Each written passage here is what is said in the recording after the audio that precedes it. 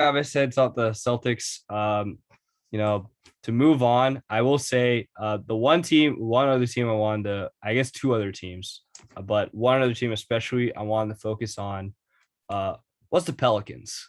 And we're transitioning from, I guess, winner. I mean, the Celtics aren't necessarily a winner, but the winners per se of this offseason, or at least the big movers to the big what the hell are you doing teams.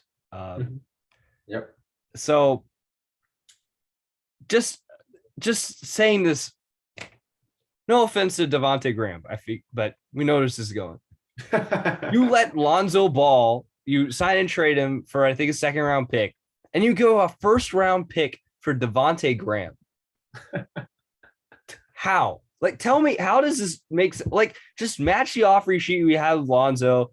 Maybe Lonzo didn't want to stay with the Pelicans, but like, I don't, no offense to Lonzo, I don't care. If you're the Pelicans, you need to make Zion happy, and Zion loved Lonzo. Everyone on the Pelicans loved Lonzo, right? I feel like that he liked the chemistry and the connection, the fact what Lonzo we talked about with the Bulls and the Bulls segment, I guess, what Lonzo can bring to any team and how he's just the plus addition for anyone, in my opinion. Uh, the Pelicans need that, especially with Brandon Ingram not being the best of facilitators.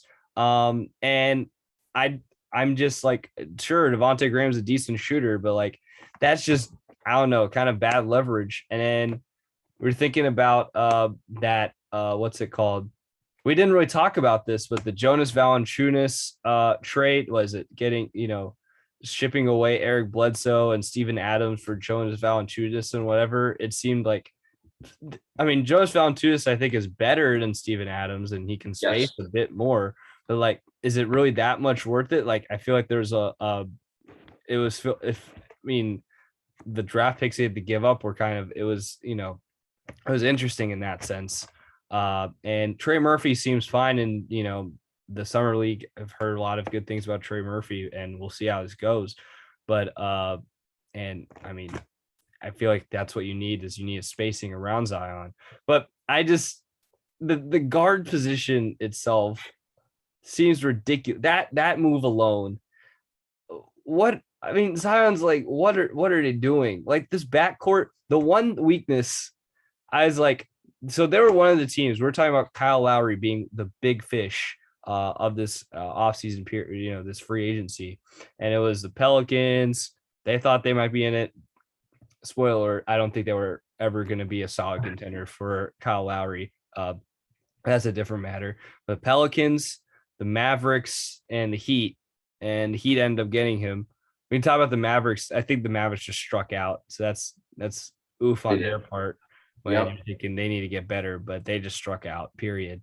Um, so I don't know. It just feels like sucks. I feel like sounds looking that's like the backcourt didn't get better. The weakness I had was in the backcourt with backcourt, right? Yeah. I get front court and backcourt mixed up. The guards, damn it. That's backcourt. Yeah.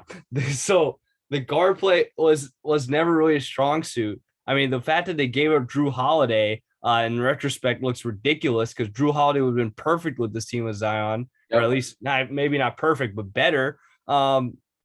This is just, I don't know. I feel like if you're a Pelicans fan and you're thinking about Zion, and you're because your future relies on Zion staying. Uh, I don't know if that, I mean, just moves like these, this is ridiculous. Yeah, I don't know. I think the Pelicans are definitely head scratching there. I don't have too much to add. I just think, Jonas Valanciunas, I think he is actually a pretty good player. He played Yeah, quite well for the Grizzlies last year. But when you really look at it, as you mentioned, they should have spent their time, their money better looking at the backcourt than, just investing more in the front court. Being Zion already is a guy that does a lot of stuff down low. I mean, Valanciunas, of course, will help, but he isn't the critical need on this team. The critical need is the backcourt, which they again failed to address. And at this point, we'll just have to see. I can't blame Zion for being unhappy in this situation now. I mean, what have the Pelicans done? since he's gotten drafted to help him, to convince him to stay.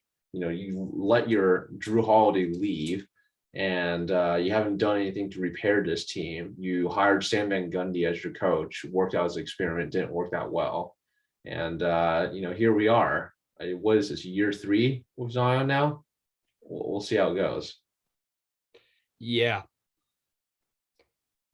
We'll see how it goes. I mean, are they just planning on like it's not a gimmick anymore? They're straight up just gonna play Zion at point guard. Like, are they doing point like they playing him at point guard Zion. the whole time? Zion. When Zion is coming back, not just Go. for stretch. Oh my gosh. That's gonna be interesting. I mean his playmaking's there, I guess, but man, that's just I don't think he'd want to do that, but we'll see. I think he just wants spacing around him. And I think he liked Lonzo. So he clearly, I don't think he wanted someone in that position that can facilitate Right. be a point guard. So it's just weird. So, and let's see. Another team I want to talk about.